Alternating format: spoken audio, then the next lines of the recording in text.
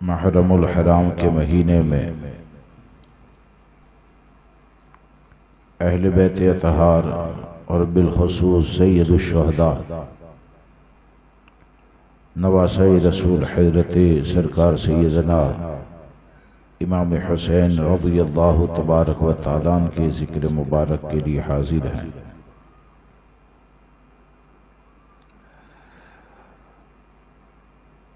کل چونکہ شرعی شہادت ہم تک نہیں پہنچی تھی اور آج قاضی مہاراشٹر کے پاس سے کتاب القاضی الی القاضی کے ذریعے شرعی گواہی آ جانے کی بنیاد پر آج کی یہ رات یہ محرم الحرام کا دوسرا چاند ہے۔ کیا ہے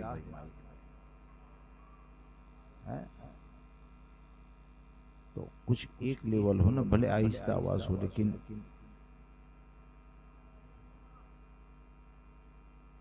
درود پاک پڑھ لیجیے۔ اللہم صلی علی سیدنا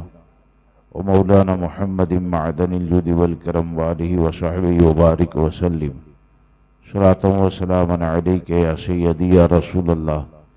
صلی اللہ تبارک و تعالی علیہ وسلم۔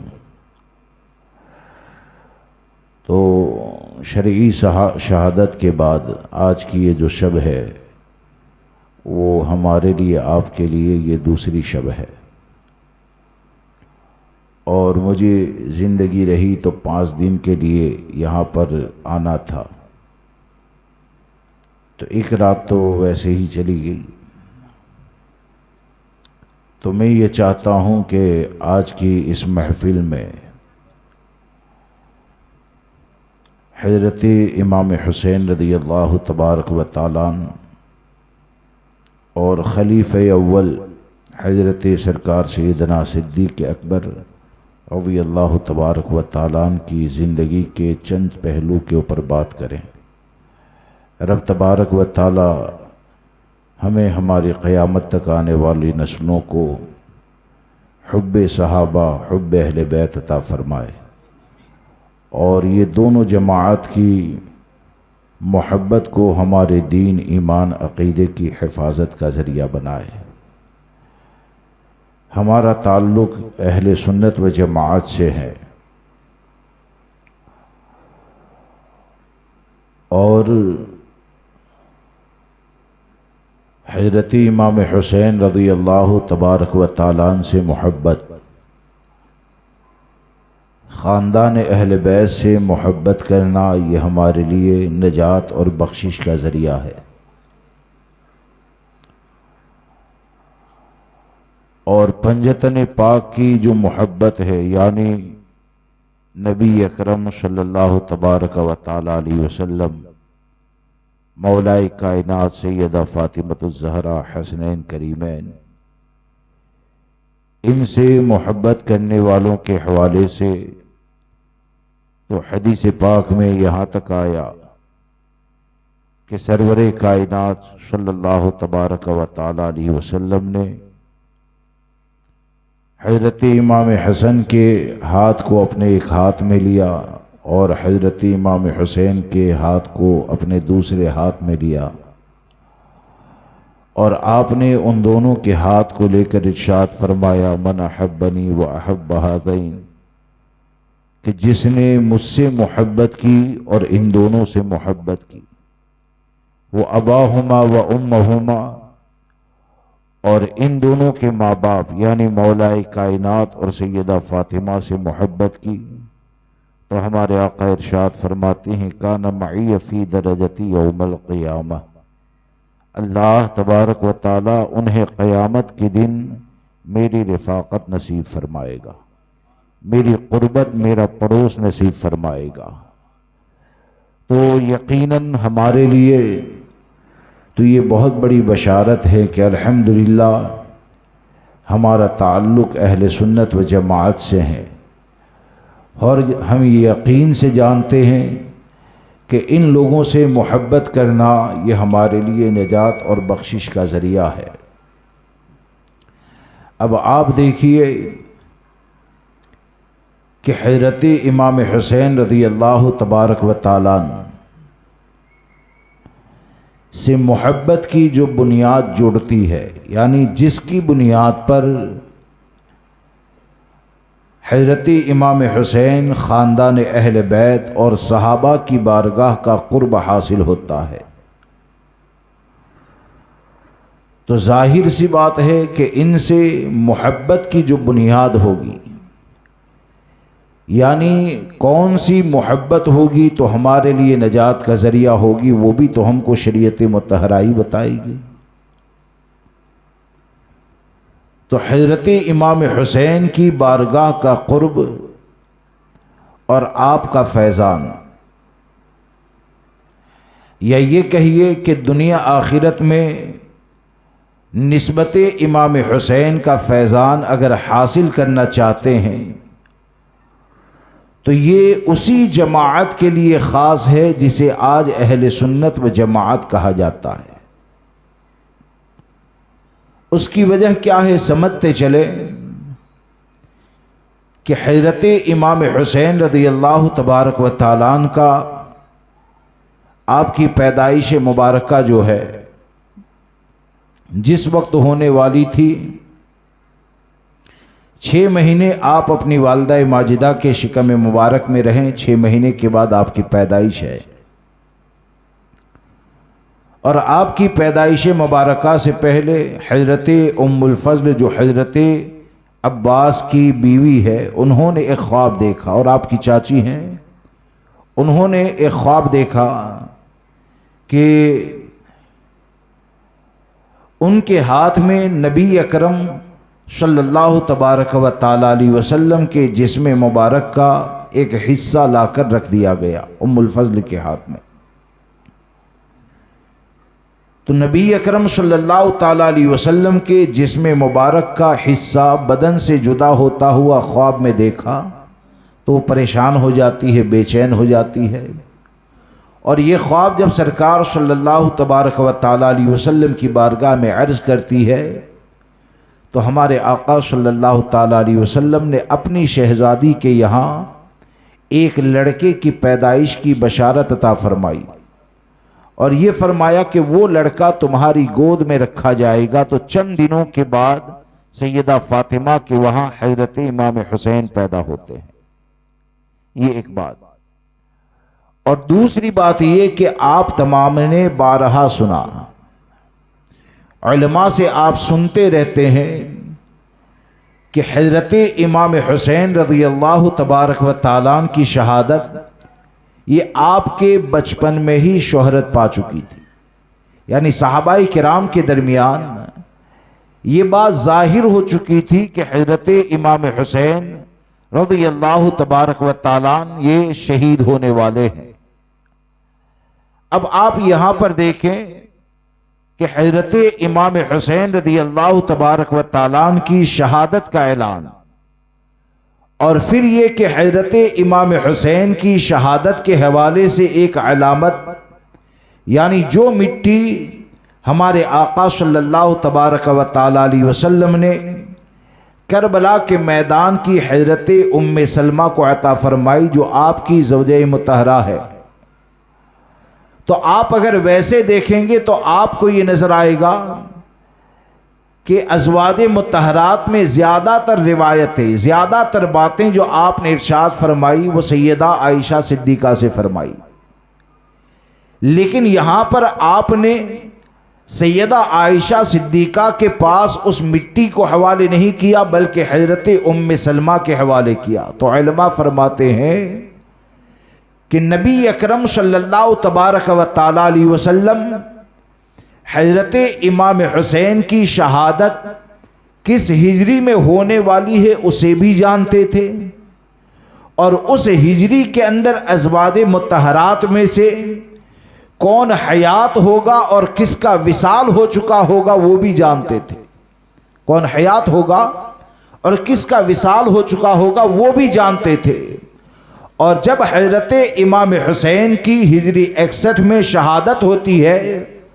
تو ازواج مطہرات میں سے حضرت ام سلمہ کے علاوہ کوئی بھی حیات نہیں ہوتا ہے، یعنی تمام ازواج مطہرات کا یہ وصال ہو چکا ہے۔ اب یہ تمام چیزوں کو اگر آپ دیکھیں گے تو ایک تو یہ کہ ماں کے پیٹ کے اندر کیا ہے وہ اللہ کی عطا سے ہمارے آقا جانتے ہیں، اور آپ نے یہ اعلان فرما دیا کہ میری شہزادی کے وہاں بیٹا پیدا ہوگا۔ پھر یہ کہ حضرت امام حسین کا وصال مبارک شہادت تقریباً 55 سال کی عمر میں ہوتا ہے، اور جب آپ کی شہادت یہ 55 سال کی عمر میں ہوتی ہے اور بچپن میں ہی آپ کی شہادت کا اعلان کر دیا جاتا ہے۔ اور تیسری بات یہ کہ حضرت ام سلمہ رضی اللہ تبارک و تعالی عنہا کے پاس مٹی کو دے کر ہمارے آقا صلی اللہ تعالی علیہ وسلم نے تمام ازواج مطہرات کے حوالے سے بھی گویا کہ اعلان فرما دیا کہ ہمارے آقا صلی اللہ تعالی علیہ وسلم کی نگاہ نبوت یہ دیکھتی تھی کہ کس کا انتقال، کس کا وصال کب اور کہاں ہونے والا ہے۔ تو یہ علماء یہ فرماتے ہیں کہ یہ تمام چیزیں یہ بتاتی ہے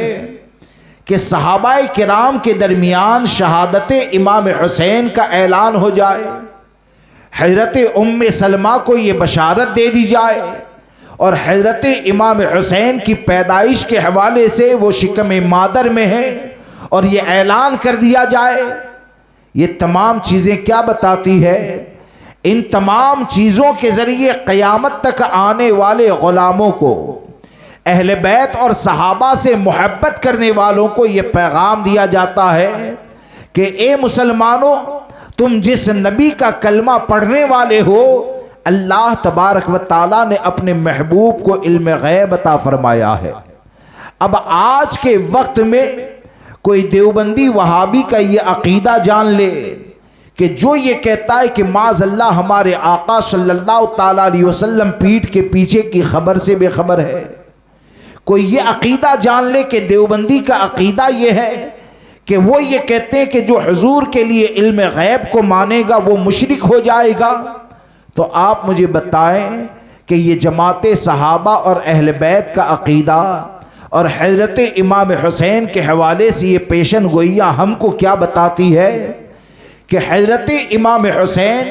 اور صحابہ کی جماعت کے ساتھ جسے اپنی نسبتوں کی حفاظت کرنی ہے،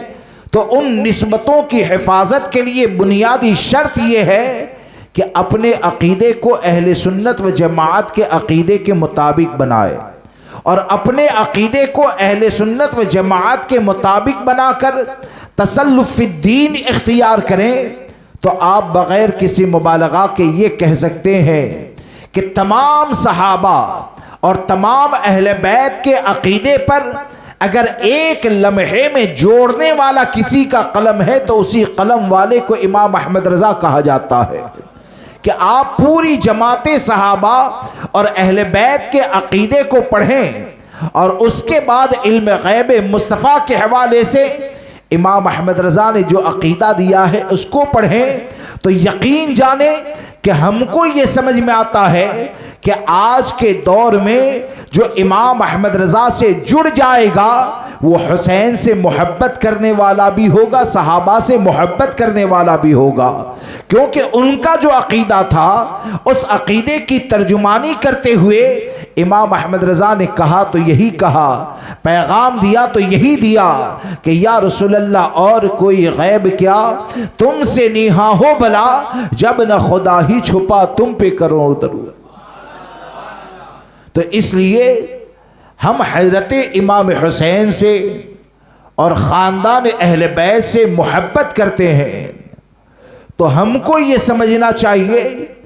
کہ ان لوگوں کی محبت کی بنیاد میں جو چیز پائی جاتی ہے وہ عقیدے کی سلامتی ہے۔ ان لوگوں کے ساتھ جڑنے میں سب سے پہلی جو بنیاد ہے وہ تسلف فی الدین ہے۔ تو کوئی اگر یہ سوچیں کہ آج کے دور میں اگر گال میل بھی کرتے رہیں، یہاں موقع مل گیا تو یہاں بھی نماز پڑھ لیں، بد مذہب کے وہاں موقع مل گیا تو ان کے پیچھے بھی نماز پڑھ لیں، صرف لنگر امام حسین بناتے رہیں، تو یقین جانے لنگر امام حسین اسی کا قبول کیا جاتا ہے جس کے عقیدے کی سلامتی ہوا کرتی ہے، جس کا عقیدہ خاندان اہل بیت کے عقیدے کے مطابق ہوا کرتا ہے۔ اس لیے بارگاہ امام حسین سے سب سے پہلا اور بنیادی پیغام قیامت تک آنے والے مسلمانوں کے لیے یہی ہے کہ نجات اور بھلائی کا راستہ یہی ہے کہ اہل سنت و جماعت سے جڑ کر رہیں، اہل سنت و جماعت کے عقیدے پر مضبوطی سے قائم رہیں۔ پھر آپ آگے بڑھیں کہ حضرت امام حسین رضی اللہ تبارک و تعالیٰ عنہ سے الحمدللہ ہر سنی محبت کرتا ہے، لیکن ہم کو یہ سوچنا چاہیے کہ حضرت امام حسین رضی اللہ تبارک و تعالیٰ عنہ جو فکر کے مالک تھے اور جس فکر کو آپ نے ہم لوگوں تک پہنچایا اپنی قربانیوں کے ذریعے، تو وہ فکر کیا ہے؟ اس فکر کے حوالے سے ہمارے دل کے اندر جذبات کیا ہے؟ تو حضرت امام حسین رضی اللہ تبارک و تعالیٰ عنہ کی فکر کیا ہے، یہ دیکھیں، اور اس کو دیکھنے کے بعد ہم اپنے بارے میں غور کریں۔ اور حقیقت یہ ہے کہ ایک ہوتا ہے کہ ہم دعویٰ کریں کہ امام حسین سے محبت کرنے والے ہیں، اور ایک ہوتا ہے کہ اپنے کردار کو ایسا بنا دیں کہ حضرت امام حسین میدان محشر میں کہہ دیں کہ یہ مجھ سے محبت کرنے والا ہے۔ تو یقین جانیں حضرت امام حسین کی انگلی کا اشارہ جس کی غلامی کو سند دے دے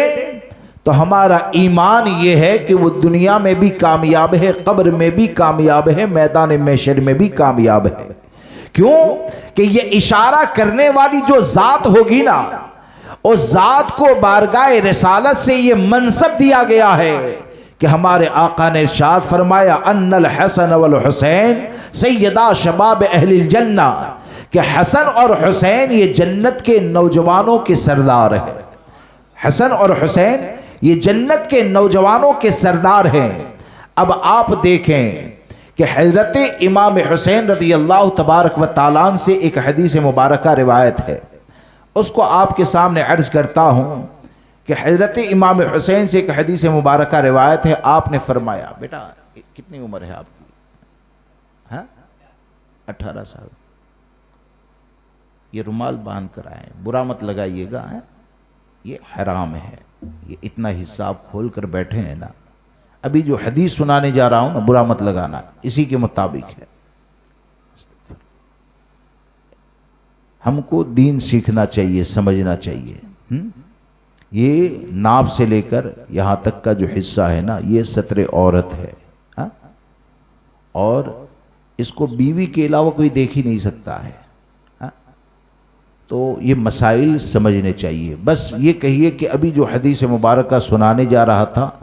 حضرت امام حسین کا کرم ہوا کہ اس حدیث پر عمل ہو گیا، اللہ قبول فرمائے۔ کہ حضرت امام حسین رضی اللہ تبارک و تعالیٰ عنہ سے ایک روایت ہے کہ آپ نے فرمایا، حدیث پاک کا خلاصہ آپ فرماتے ہیں، کسی مومن کو زیب نہیں دیتا، کسی مومن کو زیب نہیں دیتا کہ اس کی آنکھ برائی دیکھیں اور وہ اسے روکنے کی کوشش نہ کریں۔ کیا فرمایا؟ کسی مومن کو یہ زیب نہیں دیتا ہے کہ وہ اپنی آنکھوں سے کسی برائی کو دیکھیں، یعنی خلاف شرع بات کو دیکھیں، جیسے کہ یہ نوجوان ہے، اللہ عمل کی توفیق عطا فرمائے، یہ ستر عورت کا کھل جانا یہ ناجائز و حرام ہے، اور اس کی طرف ارادے کے ساتھ دیکھنا تو دیکھنے والا بھی گنہگار ہوتا ہے۔ تو حضرت امام حسین کیا فرماتے ہیں، کسی مومن کو یہ زیب نہیں دیتا ہے کہ وہ اپنی آنکھوں سے کسی برائی کو دیکھیں اور دیکھنے کے بعد بھی اس کو روکنے کی کوشش نہ کریں۔ اب حضرت امام حسین رضی اللہ تبارک و تعالیٰ نے قیامت تک آنے والے لوگوں تک اپنے نانا جان کا یہ پیغام پہنچا کر ہم کو یہ بتایا کہ اے مسلمانوں، اس بات کو یاد رکھ کر چلو کہ نبی اکرم صلی اللہ تبارک و تعالیٰ علیہ وسلم کی امت کو جو بہتر امت کہا گیا ہے، تو وہ بہتر امت اس لیے کہا گیا ہے کہ وہ امر بالمعروف کرتے ہیں، اچھائی کا حکم دیتے ہیں اور برائی سے روکتے ہیں۔ اب حضرت امام حسین رضی اللہ تبارک و تعالیٰ کا یہ جو پیغام ہے، گویا کہ ہم کو یہ بتاتا ہے کہ حسینی کردار کو اگر اپنانا ہے اور کوئی یہ چاہتا ہے کہ حضرت امام حسین رضی اللہ تبارک و تعالیٰ کی بارگاہ سے نزدیک ہو جائے، کوئی یہ چاہتا ہے کہ اس کے دل کے اندر کمال محبت کا چراغ حضرت امام حسین کا روشن ہو جائے، تو یقین جانو کہ حضرت امام حسین کی محبت یہ صرف دنیا میں عزت کا ذریعہ نہیں ہے، بلکہ حضرت امام حسین کی محبت کا چراغ اگر کمال کے ساتھ روشن ہو جائے اور اسی روشنی کے ساتھ اگر قبر میں چلے جائیں تو حسین کی محبت وہ ہے جو تمہاری قبر کو بھی روشن کرنے والی ہے۔ حضرت امام حسین کی محبت کے ساتھ اگر میدان محشر میں اٹھا لیے جاؤ تو یقین جانو کہ میدان محشر میں بھی حسین کی محبت وہ ہے جو حسین اور ان کے نانا جان کی بارگاہ کی قربت کا ذریعہ ہوا کرتی ہے۔ تو ہم کو یہ سمجھ میں آتا ہے کہ آج کے وقت میں جو عام طور پر روایتی انداز میں صرف حضرت امام حسین کا ذکر مبارک کر لیا جاتا ہے، تو یقیناً آپ کا ذکر کرنا یہ بھی برکتوں کا ذریعہ ہے، آپ کا نام پاک زبان پر آ جانا یہ بھی برکتوں کا ذریعہ ہے۔ لیکن عملی طور پر اگر حضرت امام حسین کے پیغام کو اگر ہم عام کرنا چاہتے ہیں، حضرت امام حسین کے پیغام کو اگر لوگوں تک پہنچانا چاہتے ہیں، تو حضرت امام حسین کا پیغام یہ ہے کہ برائیوں کو ختم کرنے کی کوشش کی جائے، گناہوں کو ختم کرنے کی کوشش کی جائے۔ اور اس حدیث مبارکہ پر حضرت امام حسین کا عمل کس حد تک رہا کوئی سوچ بھی نہیں سکتا ہے، اس کے بارے میں ہم اور آپ تصور بھی نہیں کر سکتے ہیں، کیونکہ آپ دیکھیں کہ یزید کی جو فکر ہے اور یزید جس فکر کا مالک تھا، تو حضرت امام حسین رضی اللہ تبارک و تعالیٰ اس کے مقابلے کے لیے کھڑے ہوئے، تو حضرت امام حسین کا مقابلہ یہ بادشاہت کے لیے، یہ کرسی کے لیے نہیں تھا، بلکہ آپ نے یہ جب دیکھا کہ یزید تو وہ ہے کہ یزید کی بے عملی کی بنیاد پر لوگ نمازوں کو چھوڑنے لگے، یزید کا معاملہ یہ ہے کہ جس کی بنیاد پر مسجدیں ویران ہونے لگی، جب حضرت امام حسین نے دیکھا کہ یزید وہ ہے کہ جس کی بدعملی کی بنیاد پر شراب لوگ پینے لگے، حضرت امام حسین نے جب دیکھا کہ یزید تو اتنا زیادہ بدعمل ہے کہ اس کی بدعملی کی بنیاد پر حرمت والے رشتوں کو پامال کیا جا رہا ہے، تو حضرت امام حسین رضی اللہ تبارک و تعالیٰ امت کے اندر دین پھیلانے کے لیے، امر بالمعروف اور نہی عن المنکر کے فریضے کو انجام دینے کے لیے آپ اس حد تک کوشش کرنے والے ہیں کہ آپ کی اس کوشش کے اندر آپ کے شہزادے جو ابھی دودھ پیتے بچے ہیں حضرت علی اصغر بھی شہید ہو جاتے ہیں، خود حضرت امام حسین شہید ہو جاتے ہیں، تقریباً 72 یا 82 نفوس قدسیہ میدان کربلا کے اندر شہید ہو جاتے ہیں، تو اتنے زخم کس لیے برداشت کیے گئے؟ تو اگر آپ یزید کا کردار دیکھیں گے اور حضرت امام حسین کی فکر دیکھیں گے تو آپ کو یہ نظر آئے گا کہ یہ سب نے جو اپنی جانوں کا نذرانہ پیش کیا ہے تو سب کی جانوں کا نذرانہ اسی لیے تھا کہ مسلمانوں کے دل زندہ ہو جائے، مسلمان شریعت پر عمل کرنے والے بن جائے، مسلمان خود حرام کاری سے بچنے والے بن جائے۔ تو یقیناً ہم کو میدان کربلا سے یہ پیغام دیا جاتا ہے کہ قیامت تک کے لیے یہ میسج ہے کہ جو حسین کی بارگاہ کا قرب حاصل کرنا چاہتا ہے تو قرب حسین یہ مال کے اندر نہیں ہے، قرب حسین کے لیے 24 گھنٹے کمانے کی ضرورت نہیں ہے، قرب حضرت امام حسین کے لیے بہت زیادہ فالوورز کی ضرورت نہیں ہے۔ حضرت امام حسین کا قرب اگر حاصل کرنا ہے تو اس قرب کے لیے ضروری یہ ہے کہ ہم شریعت کی پابندی کرنے والے والے بن جائیں اور پابندی کرنے کے ساتھ لوگوں کو شریعت کے احکام بتانے والے بن جائے، اگر یہ ہمارے دل کے اندر پیدا ہو جائے تو یقین جانے حسین کا فیضان وہ ہوگا کہ یہاں پر بھی اللہ ہمیں عزت عطا فرمائے گا، میدان محشر میں بھی عزت عطا فرمائے گا۔ یہ حضرت امام حسین رضی اللہ تبارک و تعالیٰ کی بارگاہ سے پیغام ہے۔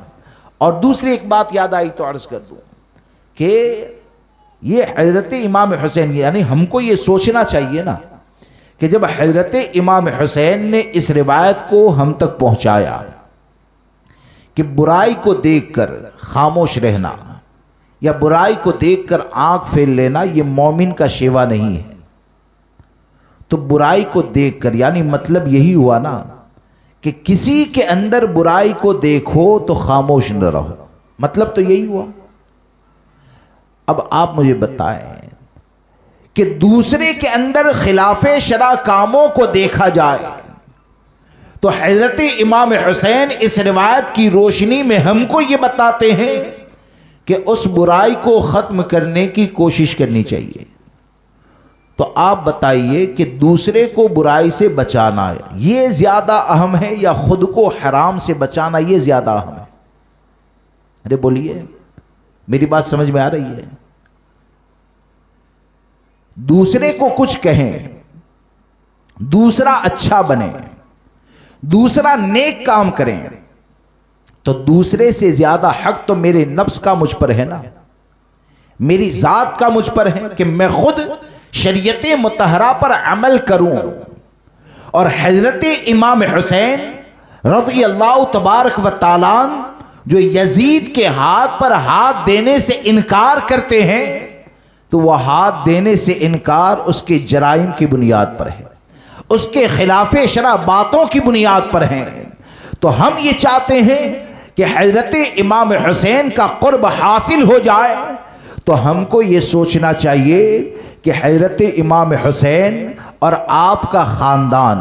یہ تو اتنا بڑا متقی ہے، ایسے متقیوں کا سردار ہیں کہ آپ اس سے اندازہ لگائیں کہ حضرت امام حسین کے تقوی کا عالم کیا ہوگا کہ 12 ائمہ اہل بیت جو پیدا ہوئے جن میں سے ہر ایک کی فضیلت کو اگر آپ پڑھیں گے تو آپ کو یہ نظر آئے گا کہ 12 ائمہ اہل بیت میں ہر ایک ایسی فضیلت والا ہے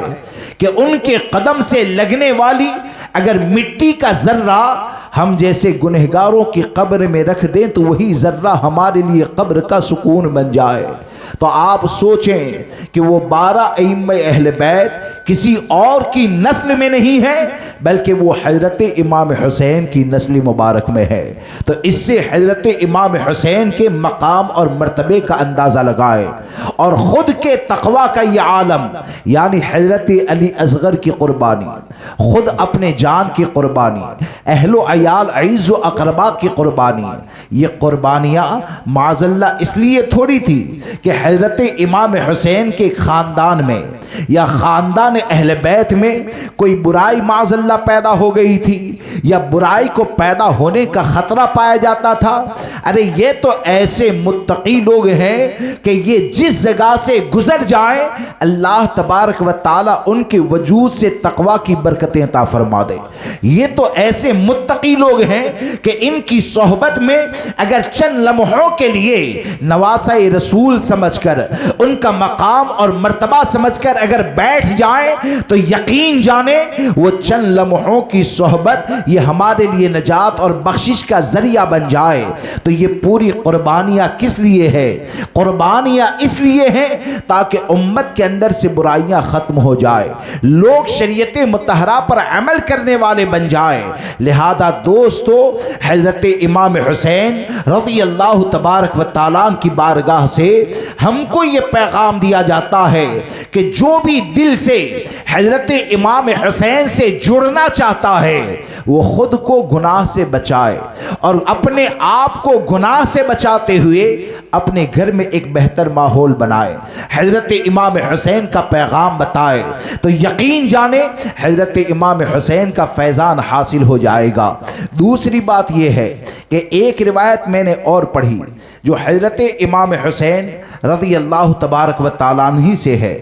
کہ حضرت امام حسین رضی اللہ تبارک و تعالیٰ عنہ نے یہ برائیوں کے خاتمے کی بات آئی تو اسی کے اوپر عرض کر دوں کہ حضرت امام حسین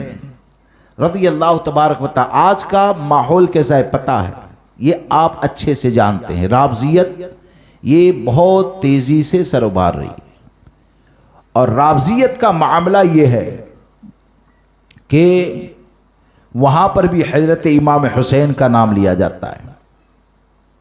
وہاں پر بھی مولا کائنات حضرت علی کرم اللہ تعالی وجہ الکریم کا نام لیا جاتا ہے، لیکن وہاں پر معاملہ یہ ہے کہ حسین کا نام تو ہوتا ہے لیکن حسین کے نام کو لے کر لوگوں کے دلوں میں بغض صحابہ پیدا کرنے کی کوشش کی جاتی ہے۔ مولا کائنات کا نام تو ہوتا ہے لیکن مولا کائنات کا نام لے کر لوگوں کے دل میں بغض صحابہ ڈالنے کی کوشش کی جاتی ہے، اور ہزاروں لوگ آج کے دور میں سوشل میڈیا کی بنیاد پر، غلط صحبت کی بنیاد پر گمراہ ہوتے ہوئے نظر آتے ہیں۔ تو میں نے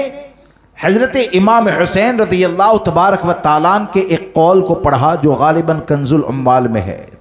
کہ آپ نے ایک مقام پر فرمایا کہ ایمان ہر چیز کی ایک بنیاد ہوتی ہے، کوئی بھی شے رہے نا تو آپ فرماتے ہیں اس کی ایک بنیاد ہوتی ہے، اور آپ نے فرمایا ایمان کی بنیاد، یا وہاں پر جملہ یہ ہے کہ اسلام کی بنیاد، یعنی حضرت امام حسین فرماتے ہیں کہ ہر چیز کی ایک بنیاد ہوتی ہے، اور ایمان کی جو بنیاد ہے وہ حب صحابہ اور محبت اہل بیت میں ہوتی ہے، یعنی ایمان کی جو بنیاد ہوگی نا، تو حضرت امام حسین فرماتے ہیں کہ ایمان کی بنیاد اگر آپ کو تلاش کرنا ہے تو ایمان کی بنیاد اسی وقت پائی جاتی ہے جب لوگوں کے دل میں صحابہ کی محبت پیدا ہو جائے، جب لوگوں کے دل میں اہل بیت کی محبت پیدا ہو جائے۔ تو یہ حضرت امام حسین کا فرمان یہ قیامت تک آنے والے مسلمانوں کو یہ بتاتا ہے کہ صحیح معنوں میں ایمان والا تو وہی ہوتا ہے کہ جہاں پر اہل بیت کی محبت کا چراغ روشن ہوتا ہے وہاں پر صحابہ کرام کی جماعت کو نجوم ہدایت مانا جاتا ہے، اور جن کے دل میں ان دونوں کی محبت پیدا ہو جائے یقیناً وہ ایسا ہوتا ہے جو نجات اور بخشش کی راہ پر ہوا کرتا ہے، جو سلامتی کی راہ پر ہوا کرتا ہے۔ آج کے وقت میں اگر آپ خارجیوں کو دیکھیں گے تو خارجیوں کا معاملہ یہ ہے کہ وہ اہل بیت اور مولا کائنات سے دشمنی رکھتے ہیں۔ آپ اگر رافضیوں کو دیکھیں گے تو رافضیوں کا معاملہ یہ ہے کہ وہاں پر اہل بیت کی محبت کا تو نام لیا جاتا ہے لیکن صحابہ کرام کا بغض پلایا جاتا ہے۔ لیکن حضرت امام حسین کا جو مشن ہے،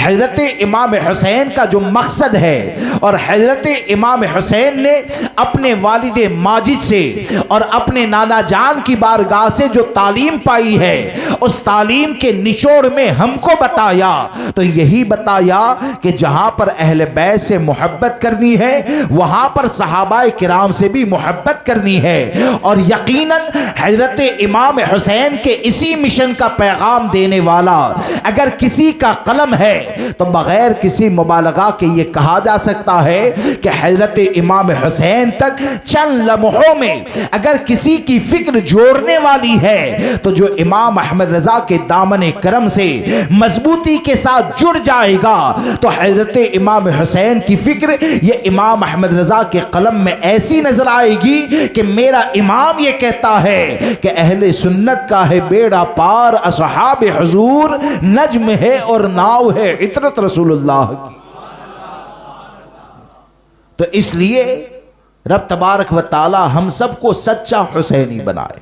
خاندان اہل بیت سے سچی محبت کرنے والا بنائے۔ اور حضرت امام حسین نے یہ جو صحابہ کرام کی محبت کا درس دیا نا، تو یہ محبت کا درس 1400 سال کی امت نے دیا ہے، محبت کا درس یہ 1400 سال کی امت نے دیا۔ آپ ذرا سوچیں کہ حضرت امام حسین کی نظر میں، یعنی حضرت امام زین العابدین رضی اللہ تبارک و تعالیٰ عنہ، یہ حضرت امام حسین رضی اللہ تبارک و تعالیٰ عنہ کے شہزادے ہیں اور ائمہ اہل بیت میں سے ہیں۔ حضرت امام حسین کے شہزادے اور ائمہ اہل بیت میں سے ہیں۔ آج معاذ اللہ رب العالمین شیخین کے اوپر، یعنی آج کا دور ایسا پرفتن دور آ گیا کہ جن کے محبت کی بنیاد پر ہمارا ایمان ثابت ہوتا ہے، آج معاذ اللہ ایسے لوگ پیدا ہو گئے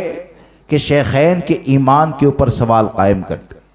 اور صدیق اکبر اور فاروق اعظم رضی اللہ تبارک و تعالیٰ عنہ کے ایمان کا بھی انکار کرتے۔ سچی اہل بیت کی محبت کیا ہے اور شیخین کی محبت کی اہمیت کیا ہے، اور شیخین کی محبت یہ اہل بیت کی نظر میں کتنی زیادہ اہم ہے، اور شیخین کے حوالے سے اہل بیت کا عقیدہ کیا تھا، تو آپ دیکھیں کہ حضرت امام زین العابدین رضی اللہ تبارک و تعالیٰ عنہ جو حضرت امام حسین کی بارگاہ میں پرورش پانے والے اور حضرت امام حسین کی بارگاہ میں پرورش پا کر دین سیکھنے والے ہیں، دین کو لوگوں تک پہنچانے والے ہیں، تو آج کے وقت میں کہیں پر افضلیت صدیق اکبر کا انکار کیا جاتا ہے، کہیں پر معاذ اللہ رب العالمین ان کی شان میں گستاخی کی جاتی ہے، لیکن حضرت امام حسین نے اپنے شہزادے کی جو تربیت فرمائی تو وہ تربیت کتنی پاکیزہ ہے کہ حضرت امام زین العابدین رضی اللہ تبارک و تعالیٰ عنہ سے ایک مرتبہ کسی نے سوال کیا کہ حضور ذرا یہ بتائیے کہ پوری جماعت صحابہ میں سب سے زیادہ فضیلت والا کون ہے، پوری جماعت صحابہ میں سب سے بڑے مقام اور مرتبے والا کون ہے، تو حضرت امام زین العابدین رضی اللہ تبارک و تعالیٰ عنہ کا جواب سماعت فرمائے، اور حضرت امام حسین نے جو صحابہ اور بالخصوص شیخین کے حوالے سے اپنی نسل میں جو محبت ڈالی ہے، اس محبت کو دیکھیں کہ حضرت امام زین العابدین نے بغیر کسی غور و فکر کے یہ فرمایا کہ میرے نانا جان نے اپنے پہلو میں جن کو جگہ عطا فرمائی ہے وہ پوری جماعت صحابہ میں سب سے زیادہ فضیلت والے ہیں۔ آپ جانتے ہیں کہ ہمارے آقا کے پہلو میں جگہ کن کو دی گئی ہے؟ ایک کو صدیق اکبر کہا جاتا ہے، ایک کو فاروق اعظم کہا جاتا ہے، اور یہ جو اہل بیت کا عقیدہ ہے، اس اہل بیت سے عقیدے سے اگر جوڑنے والا اور اہل حق کے عقیدے سے جوڑنے والا اگر آپ کو قلم نظر آئے گا تو امام احمد رضا کا قلم نظر آئے گا کہ آپ ان کے عقائد کو دیکھیں، اور عقائد کو دیکھنے کے بعد امام احمد رضا کا یہ شعر پڑھیں تو ایمان تازہ ہو جائے گا، اور دل یہ کہتا ہے کہ آج کے وقت میں چاہے تم اہل بیت کا راستہ کہو، چاہے صحابہ کا راستہ کہو، چاہے علماء کا راستہ کہو، چاہے ائمہ اہل بیت کا راستہ کہو، 1400 سال کے بزرگوں کے راستے ہی کو آج کے وقت میں پہچان کے لیے مسلک اعلی حضرت کہا جاتا ہے۔ کیوں کہا جاتا ہے؟ کہ جو ان کا عقیدہ تھا اسی عقیدے کی ترجمانی کرتے ہوئے امام احمد رضا فرماتے ہیں کہ اصدق الصادقین سید المتقی، چشم گوشے وزارت پہ لاکھوں سلام، یعنی اس افضل الخلق بعد الرسول ثانی یسنین ہجرت پہ لاکھوں سلام۔ اب آپ دیکھیں کہ پوری جماعت صحابہ یہ نجوم ہدایت ہے، اور حضرت سرکار سیدنا صدیق اکبر رضی اللہ تبارک و تعالیٰ عنہ، ان کی شان کا کیا عالم۔ رب تبارک و تعالیٰ نے ان کو بے شمار فضیلتیں عطا فرمائی، رب تبارک و تعالیٰ نے آپ کو بے شمار کمالات عطا فرمائے، بلکہ آپ اگر دیکھیں گے تو صدیق اکبر کی یہ فضیلت بھی ہے۔ آپ نے تو سنا ہے نا، کوئی اگر مسجد بنا دیں تو ہمیشہ کے لیے اس میں جتنے عبادت کرنے والے ہیں، یعنی یہ ثواب جاریہ ہے۔ آپ جانتے ہیں مسجد نبوی شریف کا جو اصل حصہ ہے، یعنی اس زمانے میں نبی اکرم صلی اللہ تبارک و تعالیٰ علیہ وسلم کے دور میں جس مسجد نبوی شریف کو بنایا گیا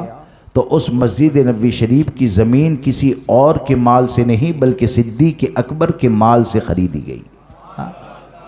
صدیق اکبر کے مال سے خریدی گئی. اب صدیق اکبر کی فضیلت کا یہ بھی اندازہ لگائے کہ ہمارے آقا صلی اللہ تبارک و تعالی علیہ وسلم نے جو یہ اعلان فرمایا نا کہ ما بین بیتی و منبری روضۃ من ریاض الجنہ، کہ جو میرے حجرے، میرے مکان اور میرے منبر کے درمیان کا جو حصہ ہے وہ جنت کے باغوں میں سے ایک باغ ہے. آج بھی وہ ریاض الجنہ کے نام سے مشہور ہے،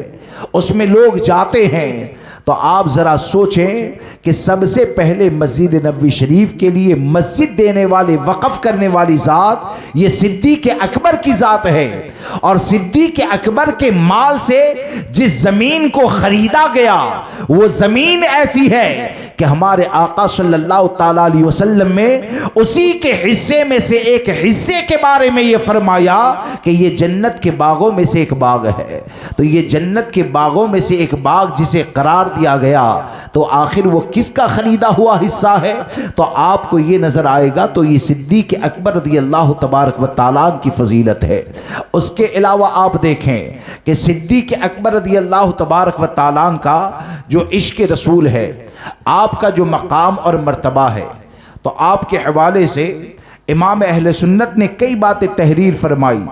کہ صدیق اکبر کا جو عشق ہے وہ کیا ہے. یعنی پوری جماعت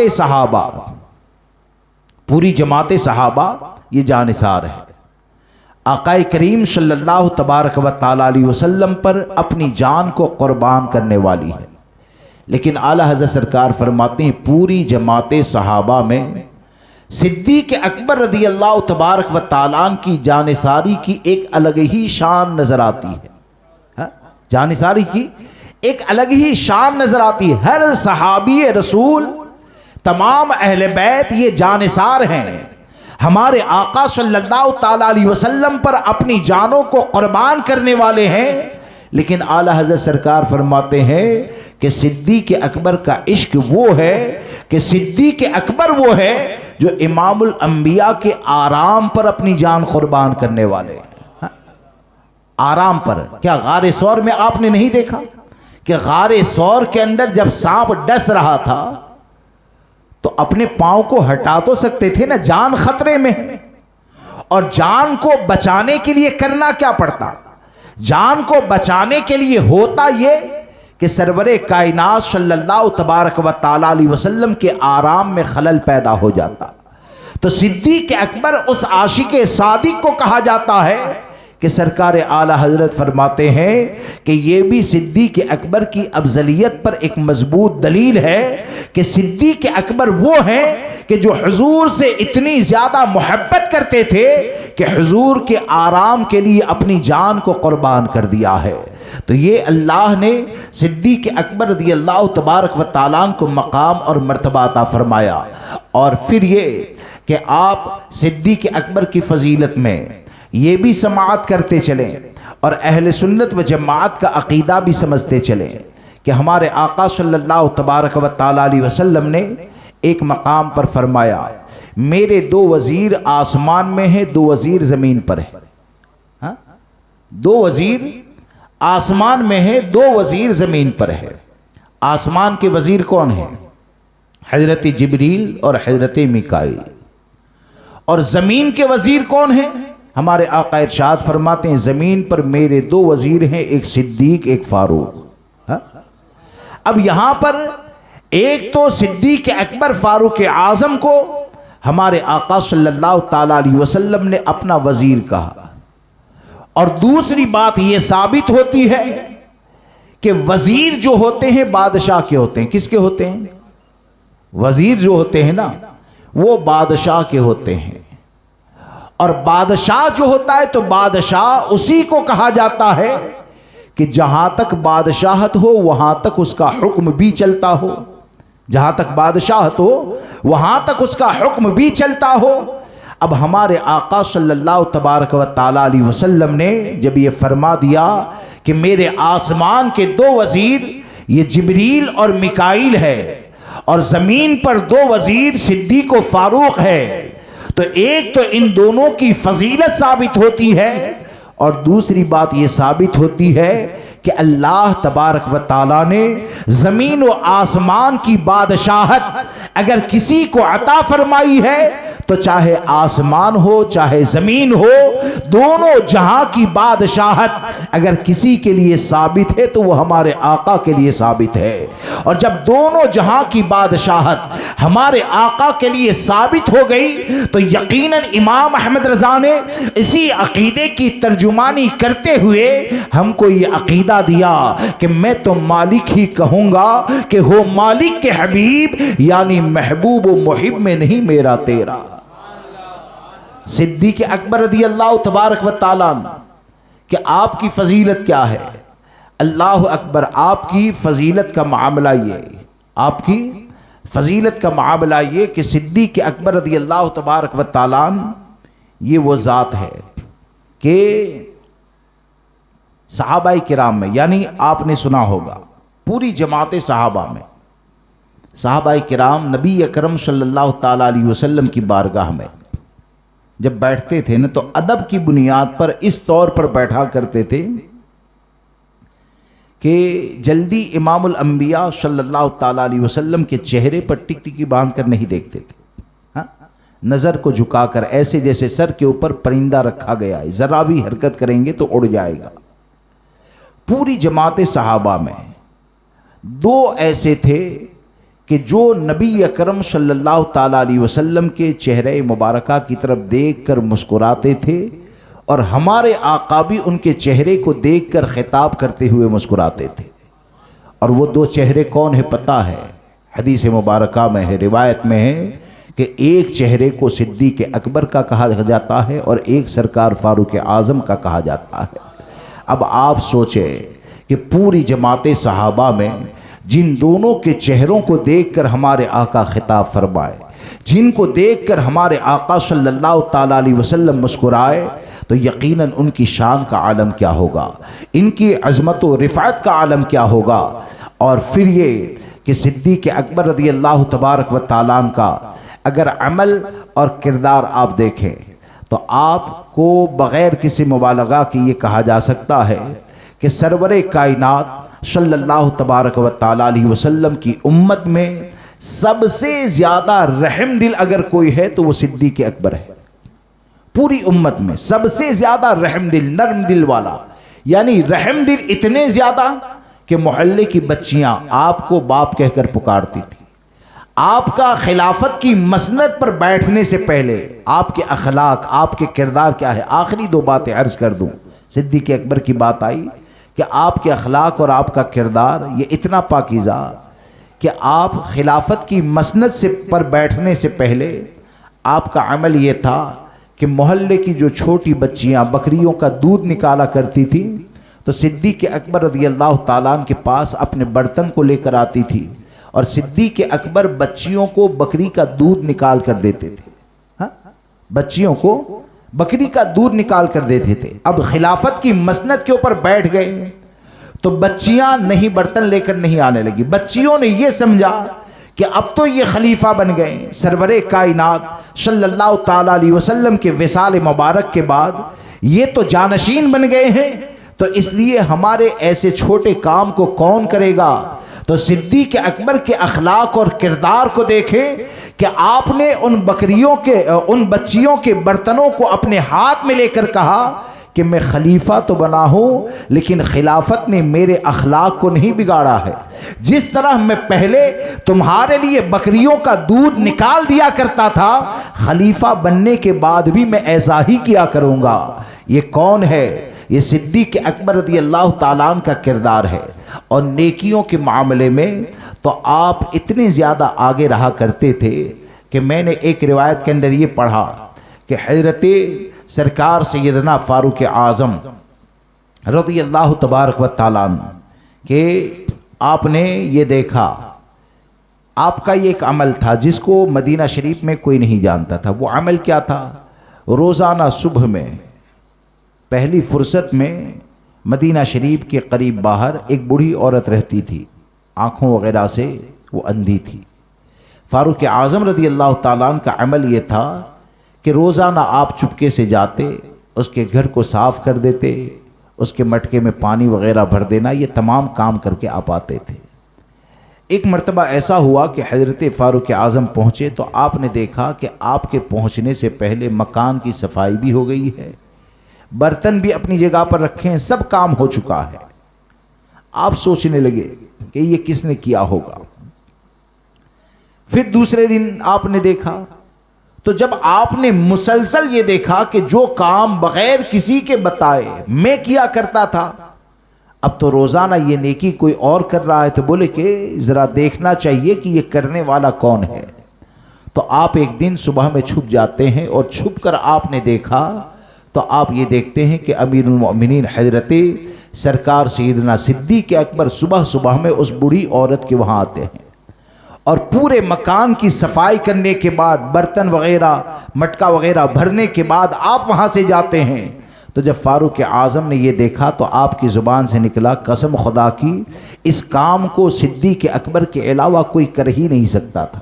یعنی میرے دل کے اندر یہی تھا کہ نیکیوں میں سبقت لے جانے کے معاملے میں صدیق ہی ایسے نظر آتے ہیں کہ نیکی کے معاملے میں ہمیشہ سبقت لے جاتے ہیں۔ تو اتنے بڑے منصب کے اوپر فائز، اتنی فضیلت والے،